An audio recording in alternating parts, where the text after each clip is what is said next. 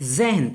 आज की इस वीडियो में हम अपने आसपास होने वाली कुछ ऐसी विचित्र घटनाओं के बारे में जानेंगे जो आपने कभी सोचा नहीं होगा।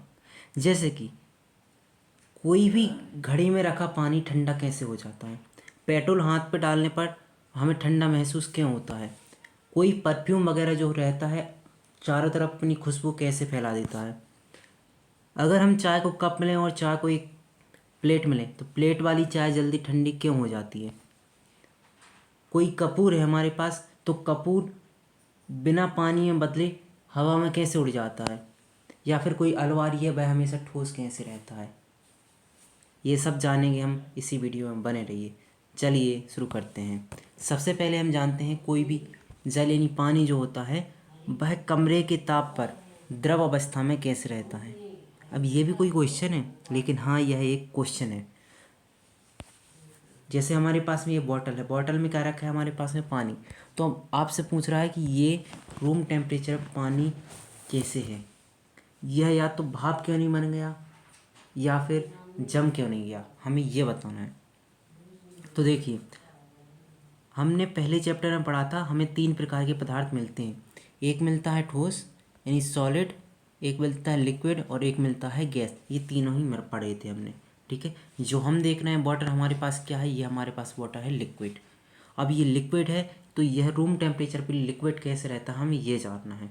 तो देखिए, कमरे का ताप पर जो जल का आयतन होता है वह निश्चित होता है। मतलब अगर हमारे पास जल की मात्रा कितनी है, 1 लीटर है, तो यह 1 ही लीटर होगी, क्योंकि इसका आयतन कैसा है हमारे पास निश्चित है। बस इसका आकार चेंज हो जाएगा। जैसा अभी बॉटल में इसका 1 लीटर है, अगर हम इसको एक कुछ ऐसे वाले कंटेनर में ले लें तो भले ही इसका इतना लेगा, लेकिन उसकी मात्रा कितनी होगी, मात्रा 1 ही लीटर होगी। इसके अतिरिक्त जल में तरलता का गुण होता है, इसलिए यह देखिए, इसका द्रव रहने के कारण ये भी होता है कि इसके जो अणु होते हैं ना तो ज़्यादा पास पास होते हैं और ना ही ज़्यादा दूर दूर होते हैं, इसलिए भी यह जो पानी होता है द्रव अवस्था में हमें दिखाई देता है। चलिए अगले क्वेश्चन को देखते हैं। अगला क्वेश्चन है, लोहे की अलमारी जो होती है वह कमरे के ताप पर ठोस क्यों रहती है। अब कोई बोलेगा कि लोहे की अलमारी तो ठोस ही रहती है, लेकिन इसका कारण क्या है हम वो देखते हैं। देखिए, जो लोहे की अलमारी होती है वह ठोस क्यों होती है, इसका एक कारण है। लोहे की अलमारी का आकार और आयतन कैसा होता है, निश्चित होता है, क्योंकि हमारे पास ठोस यानी सॉलिड है। क्या हमारे पास में सॉलिड है, तो मतलब इसका क्या है, आकार और आयतन हमारे पास निश्चित होगा। और दूसरी बात, जो सॉलिड होते हैं उनमें तरलता का गुण नहीं पाया जाता। कैसे नहीं पाया जाता, तरलता का गुण नहीं पाया जाता, इसलिए यह पानी तो बन नहीं सकती। ना तो इसमें तरलता है और ना ही संपीड़ता है, यानी इस पर अगर हम कोई दबाव डालें तो वो भी नहीं डलेगा। तो हम यहाँ के इसके 2 कारण बता सकते हैं कि एक तो इसमें तरलता का गुण नहीं पाया जाता और दूसरा इसमें संपीड़ता का भी गुण नहीं पाया जाता, इसलिए जो लोहे की अलमारी होती है वह ठोस पाई जाती है। चलिए अगला क्वेश्चन देखते हैं। अगला क्वेश्चन है हमारे पास में, हमें जो इत्र की सुगंध होती है वह दूर दूर तक क्यों महक, मतलब जो इत्र होती है वह दूर दूर तक अपनी सुगंध कैसे फैला देता है, उसका कारण क्या है। तो देखिए, हमने कितनी स्टेट पढ़ी हैं, 3 स्टेट पढ़ी हैं। एक पढ़ा सॉलिड, एक लिक्विड, एक गैस। मतलब कौन कौन सी, एक ठोस, एक द्रव और दूसरी गैस। अब जो होती इत्र, इत्र में खुशबू होती है, यह पहुंच जाती है गैस में, ठीक है। अब गैस में पहुंच रही, जैसे हमारे पास एक उदाहरण है, जब कोई परफ्यूम हमारे पास में, अब ये आपको पता होगा गैस के जो अणु होते हैं वह काफ़ी दूर दूर होते हैं और इनमें विसरण का गुण पाया जाता है बहुत ज़्यादा। किसका गुण पाया जाता है, विसरण का। जब इनमें विसरण का गुण पाया जाता है तो मतलब क्या है, एक जगह से दूसरी जगह जाने में इनमें ज़्यादा टाइम नहीं लगता।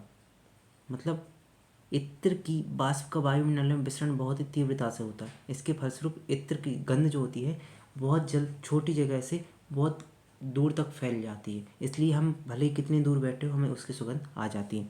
अगला क्वेश्चन देखते हैं। नेफ्थलीन को रखा रहने पर कुछ समय बाद हम देखते हैं कुछ भी पदार्थ नहीं छोड़ता और ऊपर भाप बन जाता है। इसका कारण क्या है, देखिए इसका कारण है ऊर्ध्वपातन अभिक्रिया। अब ये ऊर्ध्वपातन अभिक्रिया क्या होती है, जैसे आपने देखा होगा ये हमारे पास में नेपथलीन की गोली। अब ऊर्ध्वपातन अभिक्रिया क्या होती है, देखिए जैसे हमारे पास कोई सॉलिड है, लिक्विड है और गैस है। ऊर्ध्वपातन का मतलब होता है जब भी कोई सॉलिड है, सॉलिड अपनी लिक्विड ना बने हुए डायरेक्ट में गैस बन जाए, इसे कहते हैं हम ऊर्ध्वपातन। क्या बोलते हैं इसे, ऊर्ध्वपातन। जो नेपथलीन होता है इसमें एक ऐसा गुण पाया जाता है कि ये अगर वातावरण के संपर्क में आ जाए तो ये लिक्विड नहीं बनता है, लिक्विड नहीं बनता और डायरेक्ट में गैस बन जाता है। ये ऊर्ध्वपातन के कारण क्या है, गैस बन जाता है। नेक्स्ट क्वेश्चन देखते हैं।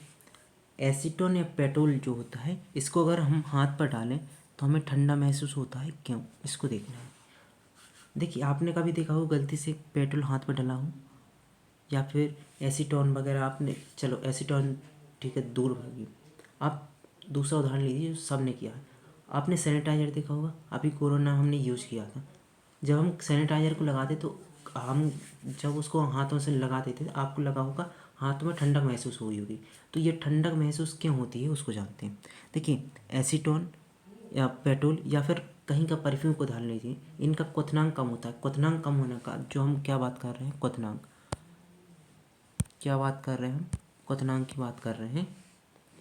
क्वथनांक, क्वथनांक का मतलब होता है वह तापमान बिंदु जिस पर कोई पदार्थ अपनी लिक्विड अवस्था को छोड़कर गैस अवस्था में परिवर्तित हो जाए। मतलब ये लिक्विड है, लिक्विड को छोड़कर किसी में परिवर्तित हो जाए गैस। मतलब कोई द्रव है, द्रव पदार्थ जब जिस टेम्परेचर गैस अवस्था में बदलने लगता है उसे बोलते हैं उस पदार्थ का क्वथनांक है। चूँकि पेट्रोल और एसीटोन या फिर इत्र वगैरह जो होते हैं पदार्थ, इनका जो क्वथनांक पॉइंट बहुत ही लो होता है, इसलिए ये जल्दी से हमारे शरीर से क्या करेंगे, हमारे शरीर जो है हीट करता है। नहीं, हमारे शरीर में एक ऊर्जा है, ये हमारे शरीर से थोड़ी ऊर्जा लेंगे।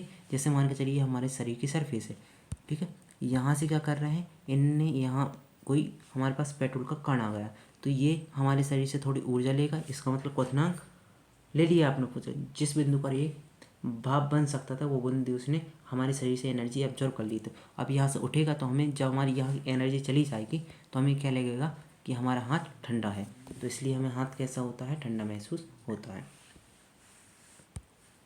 चलिए अगला क्वेश्चन देखते हैं कि गर्मियों के दिनों में घड़े का जल ठंडा हो जाता है, क्यों? देखिए, अक्सर क्या होता है, कई जो एफर्ट नहीं कर पाते फ्रिज वगैरह को, वो घड़े में अब भी पानी पीते हैं। हम भी अब आज भी घड़े का पानी पीते हैं, क्योंकि घड़े का पानी नुकसानदायक नहीं होता। तो अब बात ये आती है, घड़े का पानी ठंडा क्यों रहता है या फिर ठंडा कैसे हो जाता है, उसको देखिए। देखिए, घड़े कुछ इस प्रकार के होते हैं।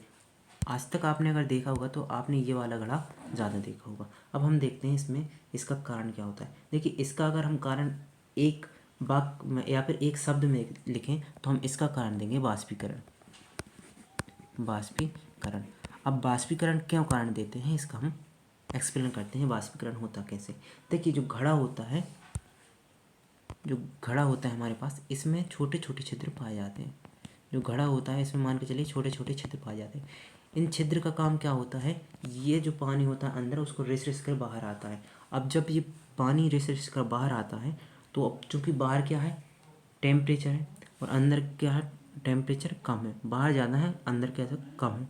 तो अब क्या करें, जो हमारे पास जो बाहर कण हैं, छोटे छोटे पानी की बूंदें आ चुकी हैं, ये लेंगी टेम्परेचर लेंगी और भाप अवस्था में जाएंगी। मतलब क्या है, हमारे पास में जो लिक्विड है, लिक्विड एंड पानी है, ये जानेंगे जो बाहर आ चुकी हैं गैस अवस्था में बदलने की कोशिश करेंगे। तो अंदर जो हमारे पानी के मॉलिक्यूल है उनसे ये लेंगे एनर्जी। क्या लेंगे, हमारे अंदर के मॉलिक्यूल से एनर्जी लेंगे। जब ये अंदर के मॉलिक्यूल से एनर्जी लेंगे तो उनकी जो सारी गर्मी है ये एब्जॉर्ब करके गैस अवस्था में उड़ जाएंगे। तो अंदर का जो पानी होता है वह ठंडा हो जाता है। अगर हम देखें तो इसको हम क्वेश्चन अगर आता है तो हम इसको लिख कैसे सकते हैं, तो आप ऐसे लिख सकते हैं, घड़े के रंध्रों से होकर कुछ जल रिस रिस कर बाहर आता है, जिसे बाष्पीकरण गर्मियों में तापमान अधिक होने के कारण तीव्रता से होता है। बाष्पीकरण के लिए आवश्यक ऊष्मा घड़े के जल से ली जाती, फलस्वरूप घड़े का जल कैसा हो जाता है, ठंडा हो जाता है। अब अगला क्वेश्चन है कि कप की अपेक्षा प्लेट में हम गर्म दूध या चाय जल्दी क्यों पी लेते हैं, या फिर जल्दी ठंडी कैसे हो जाती है, इसका कारण क्या है। देखिए, इसका कारण भी है बाष्पीकरण। क्या कारण है इसका, बाष्पीकरण। अगर बाष्पीकरण आप इसका कारण नहीं ले रहे हैं, आप कुछ और लेना चाहते हैं, तो हम देखते हैं इसका कारण क्या हो सकता है। देखिए, कप और प्लेट दोनों का अगर हम साइज़ देखें तो साइज़ अलग अलग है। प्लेट का अगर साइज़ देखें तो प्लेट थोड़ा बड़ा है, यानी सरफेस प्लेट का कैसा है, हमारे पास सरफेस प्लेट का ज़्यादा है। और हम कप का सरफेस देखें तो कप का सरफेस हमारे पास थोड़ा कम है। कप का सरफेस कैसा है, हमारे पास कम है, और प्लेट का सरफेस कैसा है, ज़्यादा है। ठीक है, अब सरफेस जिसका ज़्यादा उसमें फैलाव उतना ज़्यादा होगा। अगर इसमें हम चाय को रखते हैं इस प्लेट में, तो क्या होगा, बाष्पीकरण होगा वह तेज़ी से होगा। और कुछ वाष्प की मात्रा अगर हम इसको ज़मीन पर रखते हैं, हाथ पर रखते हैं, तो नीचे भी आ सकती है। इसका सरफेस कम है तो नीचे कम आएगी, थोड़ा ज़्यादा होगा। तो अगर हम इसको रेगुलरली अगर हम देखें कैसे लिख सकते हैं, देखिए कप की अपेक्षा प्लेट में रखे गर्म दूध या चाय का सतह क्षेत्र अधिक हो जाता है। ये जो है ये क्या हमारे पास सतह है, तो इसको बोलते हैं सतह क्षेत्र अधिक हो जाता है, कारण वाष्पीकरण की दर अधिक हो जाती है, जिसके फलस्वरूप दूध या चाय जल्दी ठंडी हो जाती है। ठीक है, जब हमें सरफेस क्षेत्र जो होता है अधिक हो जाता है तो जल्दी वो वाष्पीकरण हुआ, जल्दी वाष्पीकरण हुआ तो वो जल्दी चीज ठंडी हो गई। ठीक है, ये थे हमारे आज के क्वेश्चन। कल फिर कोई नई वीडियो कोई नए टॉपिक के साथ में आएंगे, तब तक के लिए जय हिंद।